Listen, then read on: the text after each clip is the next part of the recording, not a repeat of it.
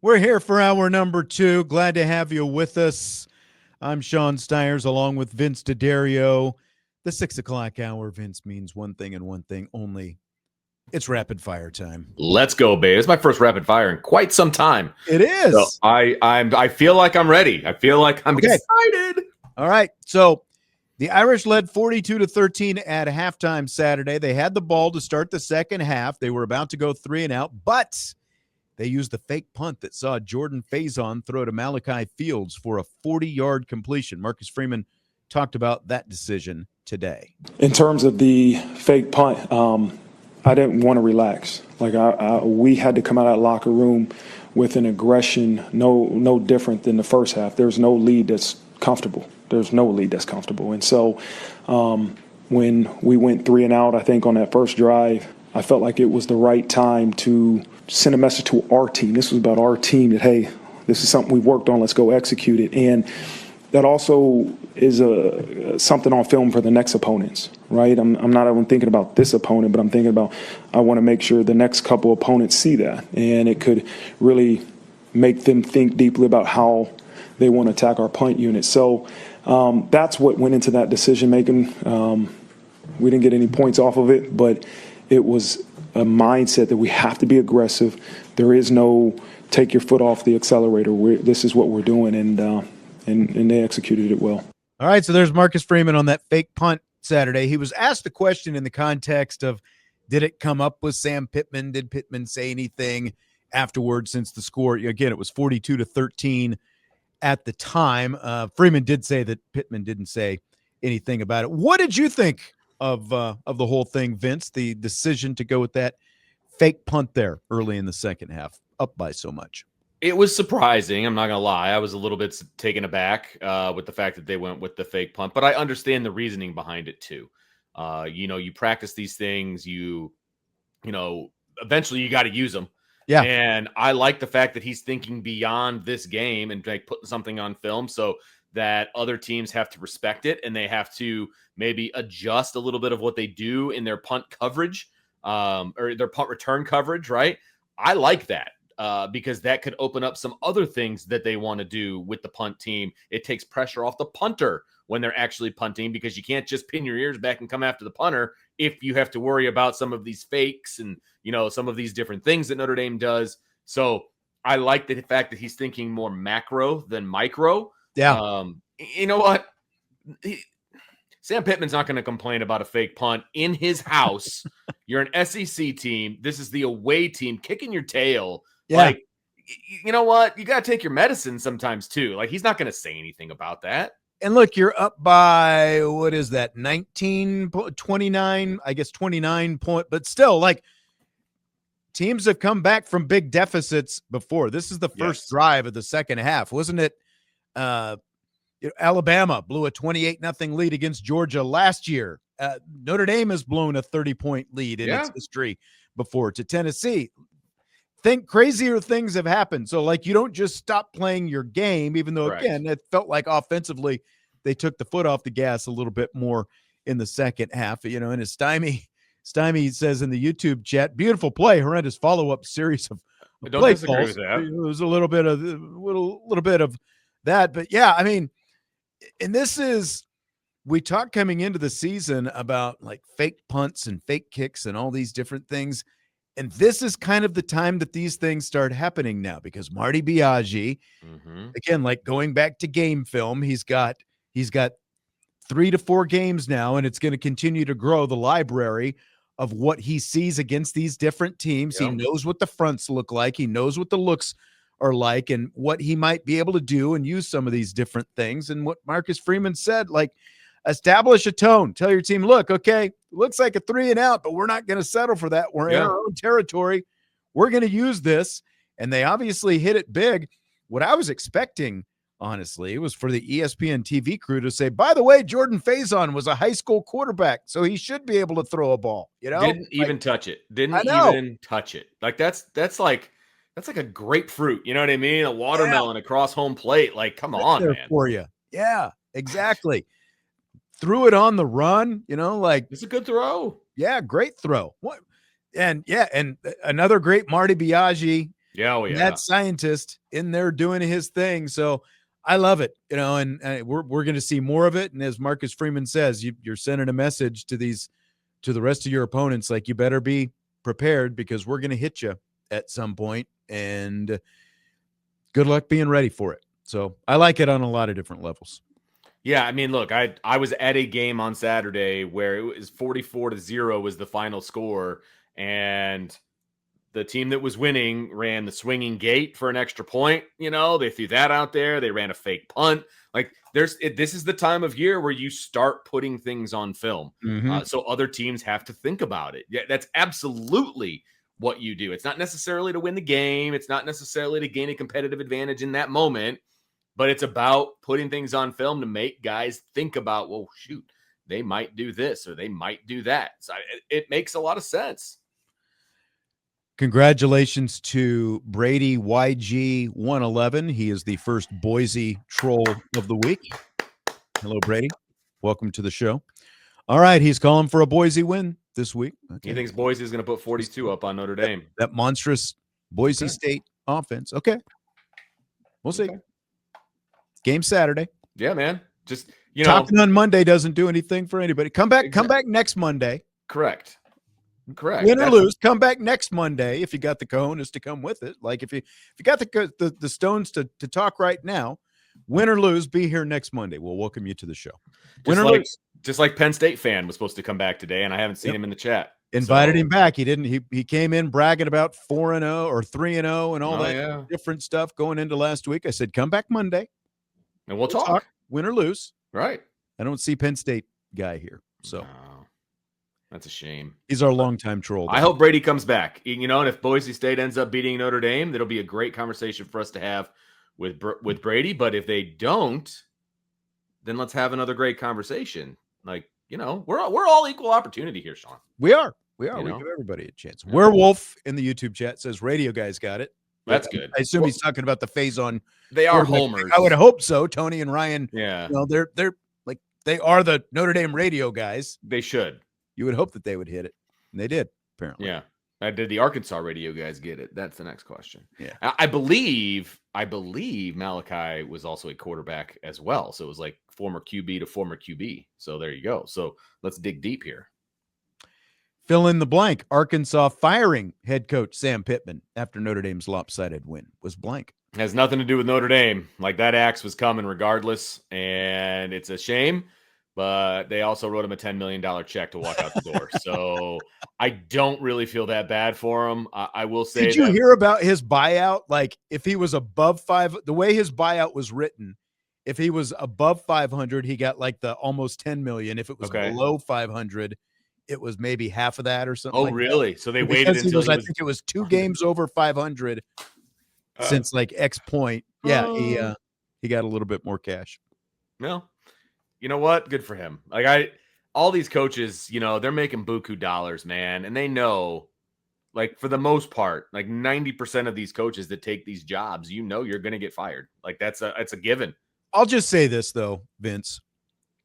Here's where I question Sam Pittman right off the bat. You won the coin toss. You didn't defer. You took the ball. You drive to the 21. It's 4th and 3, and you kick a field goal. Yeah. Like, that's your mindset. You kick a field goal. You think that field goals are going to, like, what Notre Dame's offense has done. Like, you're settling for 3 points right away. Like, send a message to your team. Like, you're in this thing to win. Field goals are not the right mentality. And I think that obviously the fan base had checked out on him. They literally checked out on Arkansas at halftime. So I have never seen a stadium that empty. Like, they had those seats behind one of the end zones. It was like connected to probably the indoor facility or whatever. And there was like 10 people in those stands at the beginning of the third quarter. I mean, they just completely bailed. And it was a sellout, Sean. It was a sellout, and it was maybe half full after halftime. You know what? I give Arkansas fans a lot of credit, because a lot of people talk about, making statements with their money or making statements with their presence, and those kinds of things. And it never really happens. Arkansas did it. Like, they're like, we're out. I give him a lot of credit for that. Yeah. Fourth head coach to be canned now in the first month of the season. That's a lot. I know. That's a lot in a month. He'd obviously been on the hot seat for a while. He saved True. himself last year, came into this year on the hot seat. And again, I don't feel like at this point, what, 5+ years in, I just don't think that mentality of, okay, let's kick a field goal at the end of this first drive. I feel like he had to be playing, like he had to be coaching that game like there was no tomorrow, which exactly not being one. Yeah. You had to coach that way, and that was not the case. Nope. So exactly. He knew. Yep. So Marcus Freeman was asked after the Arkansas win about how CJ Carr handles success. Here is what Freeman said. I think there's very few people that you come in contact with that are blessed with that just leadership, competitive trait. I'm talking like not normal, very few people have that competitive trait, like that's so competitive that like they just want to find. Listen, here's what the thing is with CJ. It's more important for us to win than it is for him to play well, right? Like that's his mindset. He's so competitive. I want to do whatever it takes to make sure this offense performs well and we win. That's more important than how many yards I throw for and, how many receptions and all those different things. It's like I want to do whatever it takes to win. And he's one of those rare individuals, man, that is just ultra competitive. And I think that's the driving force to his preparation and the way he practices. Vince, that says what to you? That says that Marcus Freeman is a fanboy of CJ Carr. No, I'm kidding. It says to me that Marcus Freeman understands that, yes, he has talent, and he's probably run across a lot of guys with talent over his coaching career. But what separates him from a lot of other guys is his preparation. And you can tell that. And we've told this story before.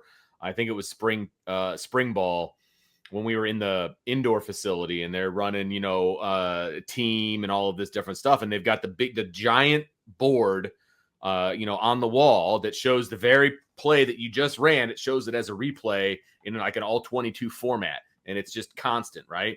And he threw a pass and it was actually, I can't remember if it was complete or incomplete. Doesn't matter. He's immediately staring at that board, watching to see if he made the right read, if all of those different things. Like you could see his head snap to the board. And so like his preparation is just different than a lot of guys that are out there. And you can attribute it to the fact that, his dad was a college football player. His grandpa was a head coach, all of those, the familial football family, all of those different things. Mm-hmm. But his preparation is unmatched, and that is going to be the difference. Yeah. I mean, you've seen talent wasted before by guys that do not prepare, right? Yeah. And he prepares, man. And when he comes in and he talks in a press conference after the fact, like CJ Carr, you're talking to like a football savant. Like he knows exactly what you're talking about, can walk you through the play, all these different things.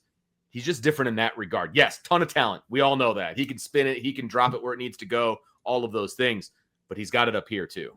Yeah, and that's when you heard those things that Marcus Freeman was saying about him, like his competitiveness and not caring about the numbers and all. Like this is what I'm talking about when I say stats are for losers. Now I obviously don't literally think that no stats matter. Stats give us a broad picture of how a team is doing. National stats rankings give us, like an idea of how a team stacks up against other teams in the rest of the country and all that kind of stuff. But like here are a couple of stats that actually matter for a quarterback. How many touchdown drives do you lead your team to? Do you have more points than the other team at the end of the game? How infrequently do you turn the ball over? Like the fewer turnovers you have, like that's a very important stat, I think. CJ Carr led 7 touchdown drives against Arkansas and didn't turn the ball over against the Razorbacks. Like his game obviously looks different than Riley Leonard's game. But the things that Marcus Freeman was saying about CJ Carr, like you can apply that to both of those guys. It's the same with guys like Tom Brady, Peyton Manning, Troy Aikman. Winning matters and caring about winning matters. And all those things that you were talking about, like all of that stuff matters. And again, as we've been talking about, it's just scary to think where this offense can continue to go, considering this guy has only played 4 games so far in his career. I know. We're gonna get spoiled. Is what's gonna happen. We're gonna get spoiled watching CJ Carr over the next 2 years, and enjoy it, folks. Like we've said this about other guys that play for Notre Dame. Like enjoy it while you can. That is the situation here. Enjoy it while you can. Somebody's already talking about him being the first overall pick in the 27 draft. I heard that already. Yeah, it's out there. Just enjoy it, man. Not surprised. It's not going to be that long. Joe's asking in the YouTube chat if that is a jab at him. Of course, no, it's not a jab at you. I'm just, like clarifying when I say that. One, I'm obviously kind of joking when I say it, but at the same time, it's just like this is what I mean. Like just to clarify when I say that. Again, I'm not saying no stats matter. There are certain things that matters. Winning and losing matters. Taking, all those different things. Like being competitive the way, and I get that as well, Joe. He says he was joking as well. We can't always tell just by reading. This is true. On the thing though, right? Mike Elko. Oh, this is great. Oh man. So Texas A&M beats Auburn 16-10 Saturday. They're 4-0 now. The Aggies are. Head coach Mike Elko got a question in his post-game press conference that he didn't like. Here is his response. Do you want to ask a question about like us being 4-0 for the first time since 2016, or how did the defense bounce back, or how about you held them to 176 yards on offense and you had 5 sacks and they were 0 for 12 on third down and 0 for 2 on fourth down and you got the return game going again? Like, I don't mean to sound like someone else, but my gosh, will you guys stop being so dreadful and gloomy? Well, we're only halfway through this. Yeah. Next one. All right. So there you go. Vince, what do you think of Elko's response? I just love the shot that he took. That's the best part of the whole thing. I mean, everyone associated with Notre Dame went, oh, he's talking about Brian Kelly. It was fantastic. I mean, it was a subtle shot. Didn't say his name. He just threw it out there. And it's like a when you know kind of a situation. So I thought that was great. But like, look, he's not wrong. They're 4-0. Like, give him his flowers. Let's talk about it. But like at the same time, I don't know what the question was because I've heard that response. I think it had something to do with the offense, because they only scored 16 points. Gotcha. Basically. Yeah.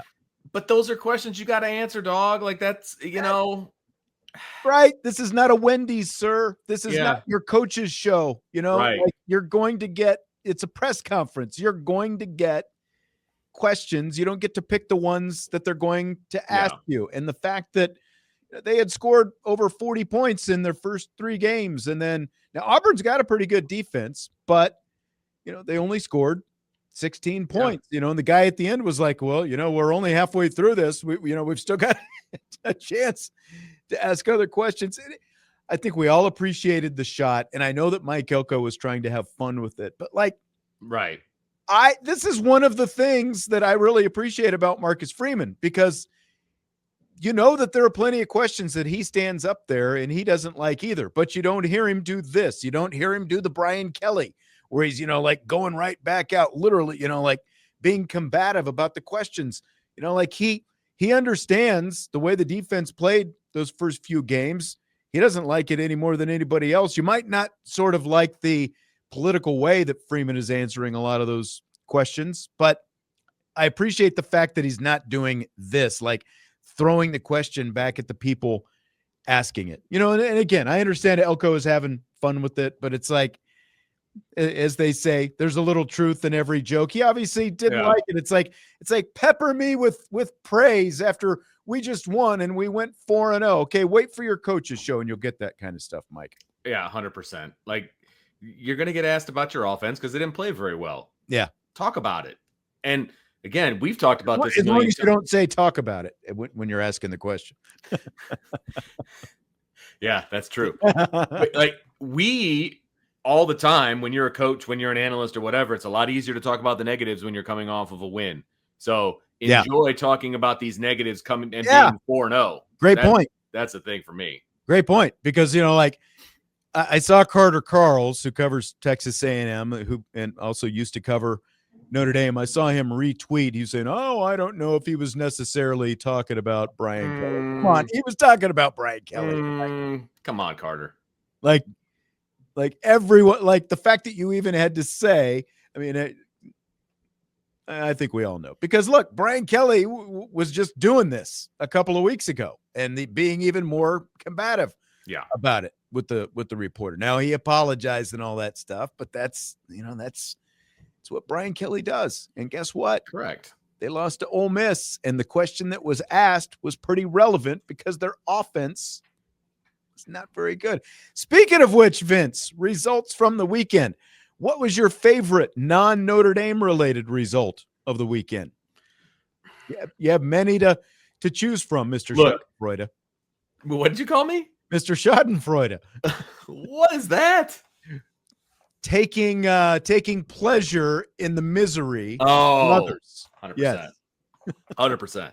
So I will take out of the mix my kid making his collegiate debut. I will take that out of the mix because clearly that is number one. Okay. But for purposes of this show, it's clearly Brian Kelly and LSU losing that game. Like, clearly that was one of the best parts of the weekend. I mean, that was just a joy to watch. It was a joy to watch. And just the way that it went down and the overtime. And honestly, I don't know.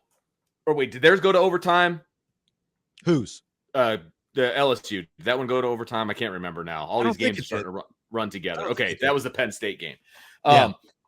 Look, watching Penn State lose, glorious. Watching LSU lose, glorious. Watching Notre Dame just whip around Arkansas, glorious. Hillsdale, glorious. All of these things were great. It's always going to be LSU. That's always going to be the number one thing. I will revel in their misery like a warm shower. I mean, it just feels so good. Ole Miss all the way up to number 4 in the rankings this week. And no, it did not go to overtime. I didn't think it was a 5. I didn't think so. They were running together some of those games. It was a kind of a crazy Saturday, but gosh, watching them lose was interesting. By the way, that Ole Miss is number 4. By the way, right now they're 5-0, but I mean Arkansas and Kentucky are their 2 previous best wins. You know, like. I don't know. So like going back to who'd you beat and all this different kind of stuff. People sure seem to think Ole Miss is pretty good. And that Ole Miss Arkansas game came right down to the wire itself. They were both scoring a lot of points. No doubt.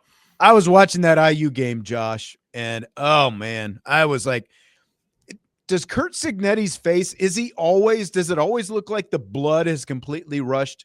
Like there's zero color in his face. His cheeks look bone white the whole fourth quarter, and it was not cold out there, so it's not like he was freezing or anything. I really want IU to lose again. I agree with you, Josh. That would have put the icing on the cake of the entire Saturday slate for me if IU would have lost. And I know there's a lot of IU fans around here, and I apologize to all of you, but Cignetti has just gone a little too far for me. I just can't stand him. I just cannot stand him right now. So I want him to lose. I'm not going to lie. Yeah, I had my fingers crossed, and I'm sure we've got some IU fans, that's great. That's awesome. Basketball season will be here soon. We're just not in on Cignetti. That's just where it is. Well, they got a tough road to hoe here coming up. I mean, they only won by 5 against Iowa, and now they got to go to Oregon. They have a bye week, and then they go to Oregon. So that should be a lot of fun. Yeah, the whole James Franklin, like it's an easy narrative. I get that, and it was a great competitive game, and they came back, and obviously that game did go to overtime. But the man is now 4-21 as head coach at Penn State against top 10 teams. 4-21 in the last 9 years. His only 2 wins over top 10 teams came in the Rose Bowl against Utah a couple years ago when Cam Rising, the Utah quarterback, was out, and last year in the college football playoff against Boise State. That is it in the last 9 years against top 10 teams. And he had this at home. Oh, and by the way, they wore all this white and they still lost. Exactly. All we heard about was the whiteout. No, the whiteout. I'm sick of hearing about whiteouts. They still lost. Every analyst, because I watched some of like the pregame stuff because it was on NBC and, all this other stuff. And Uh-huh. all of these analysts who had picked against Penn State leading into it. And they're like, oh, now that we're here and we're in this environment, I don't know how Penn State lose. Like, there's such homers as far as like, oh my God, this is amazing here. How can you pick against Penn State? Well, easily, because it was a big game and they're not good in big games. You think white T-shirts are intimidating to the to the visiting team that are wearing white T-shirts on? We should run scared. Like, and the visiting team is wearing the white. The visiting team is wearing white. Yes, like that's the other piece of it to me. I will never understand the whiteout for Penn State, and they don't wear white. No.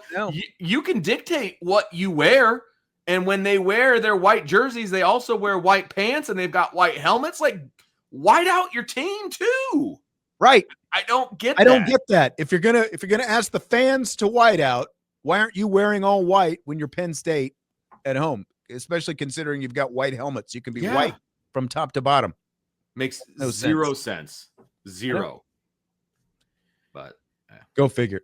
Were you happy to see USC? I realize USC losing, like, it's a tough one when you look at it, because they were 4-0, and then, of course, they were like really kind of full of themselves about being 4-0, and then Lincoln Riley, we talked about it on Friday, making all the excuses. Oh, we had to play the last game set last week, and now we've got to play the earliest game this week, and we're on the road at Illinois, and blah blah blah. They get up by 17, they end up losing to Illinois, or they were down by 17 rather. They rally back, but then they still end up losing. It's a double-edged sword, right? Because you don't want to see them win, because I just don't like USC and I like to see them miserable as well. But you want them to win to boost up your resume if you're Notre Dame. Mm-hmm. So I get all of those factors. At the end of the day, I want them to lose. I'm sorry, I will never root for USC. I want them to lose. I enjoyed the fact that they lost. They announced it at the Hillsdale game. People were cheering, which I thought was hilarious. I will never root for them. I don't want them to win. I'm sorry. Like, here, my whole thought process, and we're going to talk about this tomorrow. Would it help Notre Dame if USC had a number in front of their name? Yes, it absolutely would. There's no doubt about it. But at the end of the day, it's not going to matter. 10 wins is going to be enough to get them into the playoff. Now, you can have an argument about seeding, and we can have that argument tomorrow when we talk about it, but you're going to get into the playoff. You control your own destiny, in my personal opinion. So it doesn't matter. It doesn't. So I want them to lose. I can live with that, but again, like Lincoln Riley, little BK Jr. making excuses before the game is like sets it up going in about, we've got here's the excuse if this doesn't work out for us. It's like, why would you send that message to your team? Exactly. Why would you do that? Something else again, that like Marcus Freeman, like, it's so nice not to hear all these excuses that we used to hear from Brian Kelly. Whether it's before or after or anything else, it's like setting yourself up to have this fallback excuse, like just again sending the complete wrong message to your team going into that. Like, that's supposed to be, this is the guy who's going to rebuild and revitalize USC football, a guy who's just tossing out excuses left and right. Look, you and I have both been head coaches. And you take whatever you can, whatever's happening around you, you take it and you spin it to help your team. You don't go and complain about things that are completely out of your control. Like, you don't, that's a waste of your time. That's a waste of your energy. He should have taken that information, gone back to his team and be like, look, nobody else in the country has to do what they're asking you to do. You're better than that. You're going to go out there and you're going to dominate and all of those different things. Like, that's how you take that information and use it as a positive to your team. It's not like his kids had to do a close open where you close, the restaurant the night before and then you have to open it up the next day. There was a week in between. And listen, the sun was probably still shining in Los Angeles when the plane landed after getting home from Illinois. Unlike, we talked about this, Michigan State, when they had to fly back from that 11 p.m. Eastern time game in Los Angeles, they probably got home around 7 or 8 in the morning. The sun is coming up when Michigan State got home. Correct. In their game. Who had it worse? USC exactly going from that, or Michigan State coming home from that? 100%. Come on. Michigan State started at 11 o'clock their own time. Yeah. That's what time that game started. And think about their fans staying up till 2 a.m. watching that game. Correct. And they didn't have to travel back, Right. on a plane immediately following the game. So, like, cry me a river, dude. This is why, this is the main reason. Well, not the main reason. It's one of the many reasons that I will not root for USC to win. I cannot root for that imbecile to win after he goes out and complains about start times. I can't do it. So, Vince, I want you to fill in the blank on this one.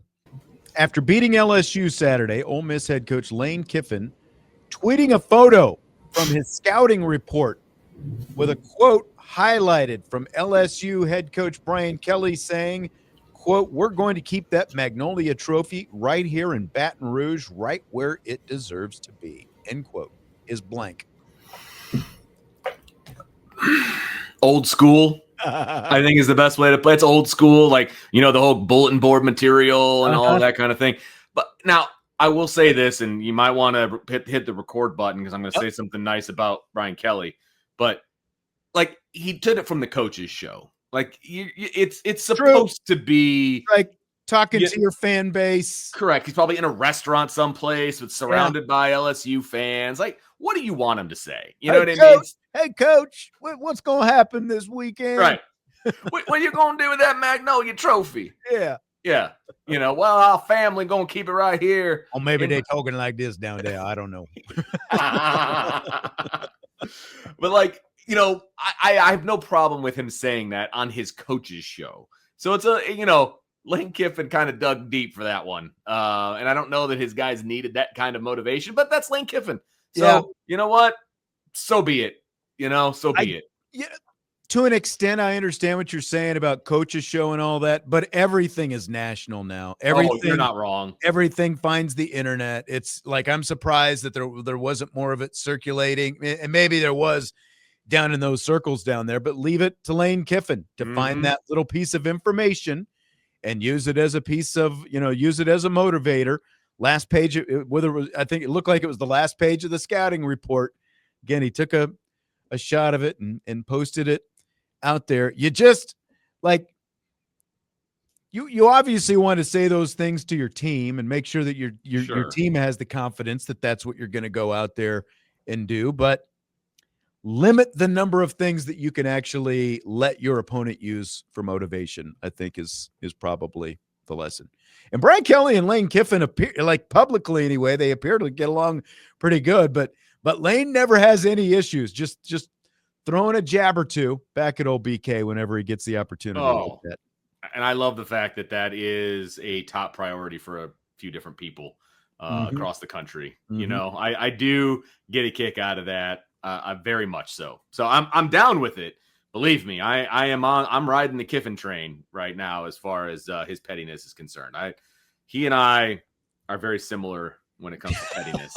So I'm good. I'm shocked. Vince, the Bears have won 2 in a row. Scale of 1 to 10. How you feeling right now? Surprised, for sure, because they did not play very well this past Sunday. That's for sure. And somehow they squeaked out a win by a point because that's the kind of game that they usually lose. Like 100%. The way they played. 100%. Look, I like everything about this Bears team except for the quarterback. I'm on record, and it's not going to change. He played the game of his life a week ago against the Cowboys. I mean, the game of his life. He came back down to earth a little bit, this past Sunday, played a little bit more like himself. And so they needed a few different things to happen their way. I mean, they were moving the ball between the 20s, and they could not get it in the end zone.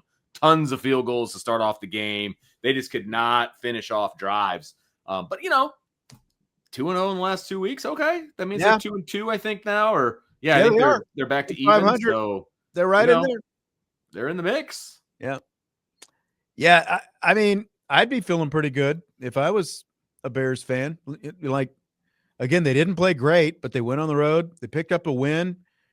You look at the Packers. I think the Packers have a lot more questions than like the first couple of weeks. The Packers defense looked like it was just a world beater. And all of a sudden, the last 2 weeks, they have looked a lot more vulnerable, especially the other night. And again, like, if I combine this with my whole Cowboys thing, like, I'm watching I watched a little bit of the Bears game. My daughter was watching the Bears game. I've got the ticket, so I was watching Chiefs Ravens in the Okay. other room adjacent for a little while, and then that game just got ugly. And then Lamar Jackson went out, and it wasn't worth watching anymore. I go back, so I'm watching the end of the Bears game, and it's like, man, they managed to freaking do it. And in the meantime, I just gotta sit through.